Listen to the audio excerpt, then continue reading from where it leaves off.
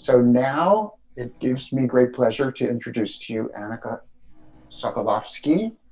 Annika, welcome. Thank you. And where are you now? I am in Boulder, Colorado. Isn't that the name of your piece, Boulder? It is so when you walk around, I mean, I haven't been walking around downtown because there's a pandemic, but when you walk around downtown Boulder, everywhere you see are these signs that say Boulder, Boulder, like Oh, yeah. BOUL. Yeah, very punny. Or like the university slogan is Be Bolder. And so um, normally so I just moved, and every time I move, I have trouble writing music in my new location.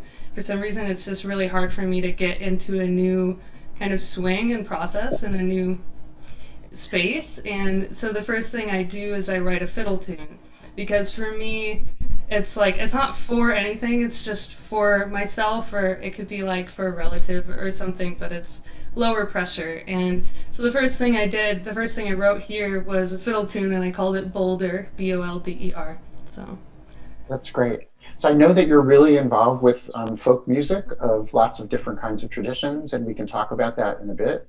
But the first thing I want to ask you is you're writing this piece for Arlen Hlusko, who's the new member of the Bang and All Stars, which is great. And this yes. piece is generously supported with the help of Maria and Bob Skirnick, which we really appreciate. So I wonder if you can talk a little bit about what it was like working with Arlen, and especially if your love of folk music affected what you did and how it affected you.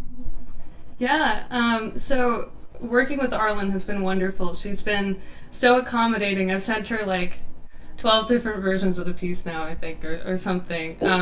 And this is her first time working with electronics as a soloist. So, um, what the piece kind of ended up being is that fiddle tune I wrote when I first arrived here became basically kind of grew into the piece. And it's essentially a distance duet where I've recorded myself playing my fiddle, and I play a 10-string Hardinger fiddle.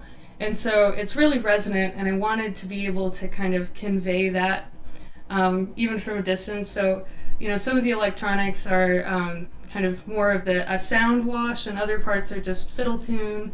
And she is kind of the thread that pulls it all together in the end.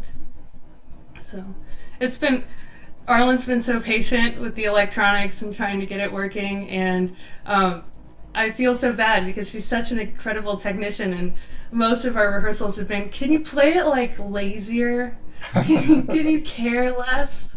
Because she's such a dedicated performer, and a lot of at least the tradition of fiddling that I come from, which is kind of a pan Isles contra dance background, is there's some lazy bowings, and that's part of the charm of it. So it's been fun to see Arlen's transformation over the last week or so as we've been rehearsing it. So That is fantastic. That's really, really beautiful. I mean, and that's partly one of the things that interests us is making these interesting connections.